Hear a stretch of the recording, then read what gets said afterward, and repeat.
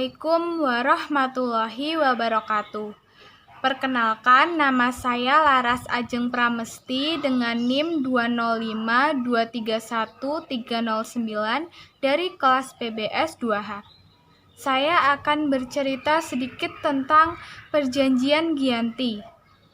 Perjanjian Giyanti lahir karena kesepakatan segitiga politik antara Pakubuwana III, Pangeran Mangkubumi, dan Perserikatan Dagang Hindia Belanda (VOC) pada tanggal 13 Februari 1755.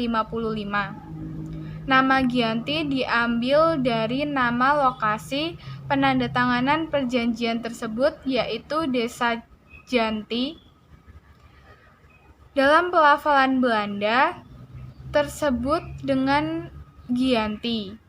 Secara tertulis terbaca sebagai Giyanti.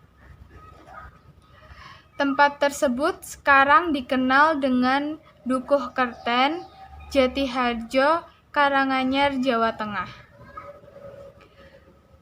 Perjanjian Giyanti ini dibuat dalam rangka meredam api konflik yang terjadi berlarut-larut.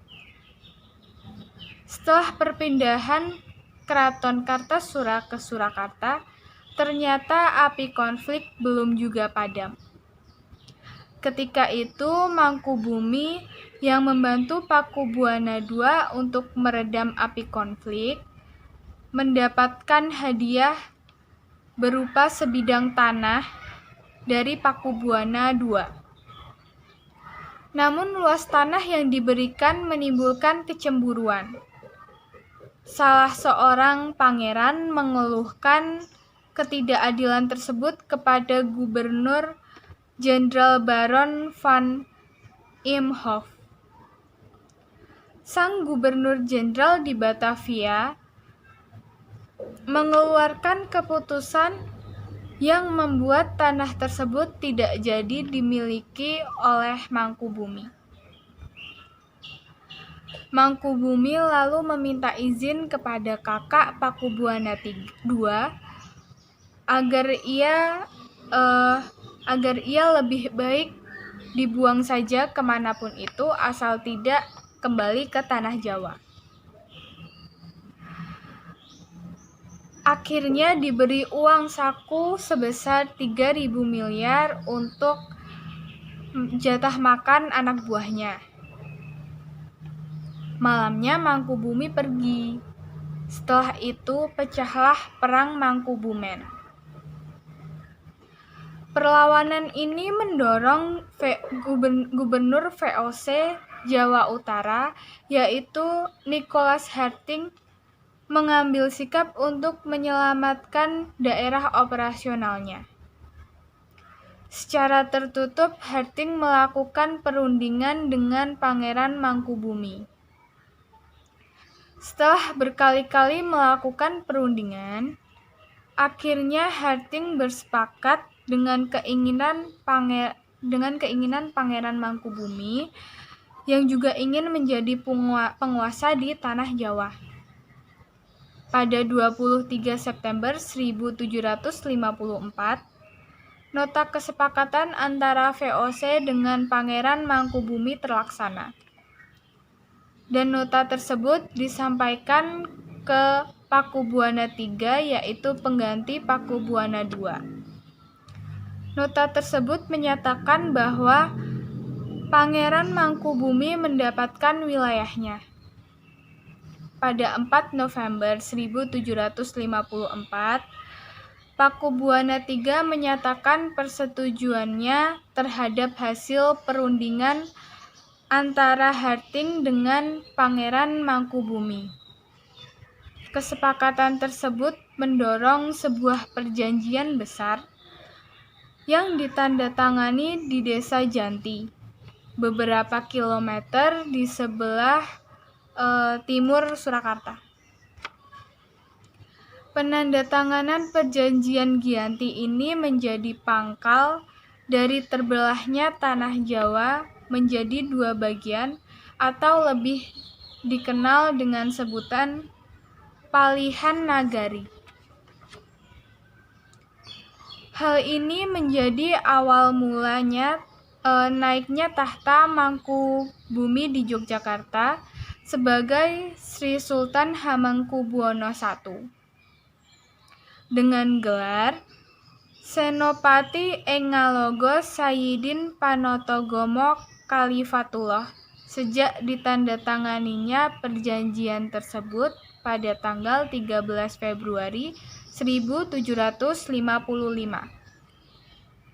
Lalu pada tanggal 15 Februari 1755 mengadakan pertemuan untuk pembagian aspek atribut-atribut keraton antara lain keris, bahasa, tarian, dan belangkon. Proses pembagian wilayah dan aspek-aspek lainnya seperti bahasa mengalami proses yang panjang dan seiring berjalannya waktu. Perjanjian Giyanti yang tidak merinci pembagian wilayahnya menimbulkan rentetan-rentetan peristiwa. Setelah perjanjian Giyanti, Raden Mas Said atau Pangeran Sambernyawa yang dulu membantu Mangkubumi masih melakukan pemberontakan. Seperti halnya Mangkubumi, Pangeran Sambernyawa yang juga merupakan trah Pakubuwana menuntut hak sebagai penguasa wilayah. Dalam gerakannya pada Oktober 1755, Pangeran Sambernyawa berhasil mengalahkan satu kelompok pasukan VOC. Pada Februari 1756, dia juga hampir membakar keraton Yogyakarta yang baru saja didirikan.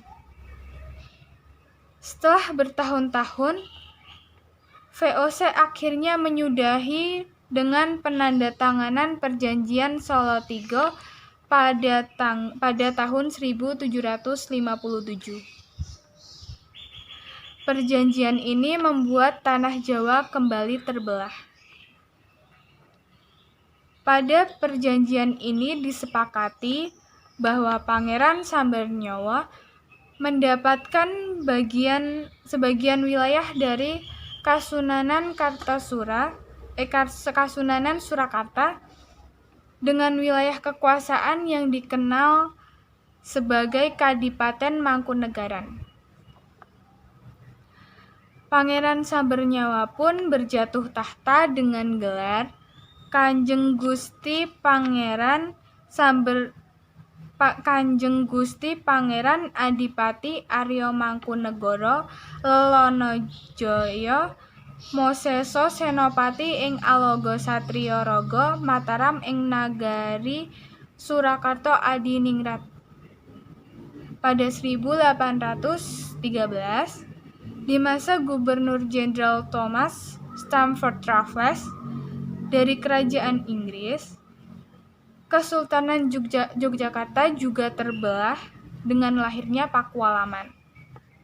Dengan demikian, Tanah Jawa memiliki 4 pemerintahan.